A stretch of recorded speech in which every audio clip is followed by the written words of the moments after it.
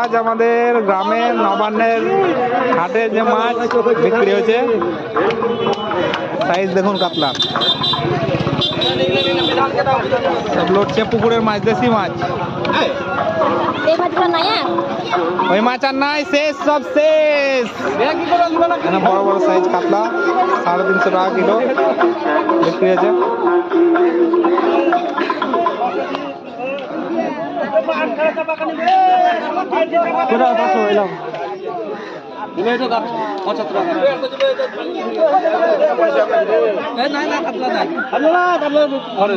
ও বিক্রি নাই, সব ঘরে। বড় মাছটা কাটা হয়েছে দেখুন, 500 টাকা। সব মাছের খদ্দের গুলো মাছ কিনতে এসছে।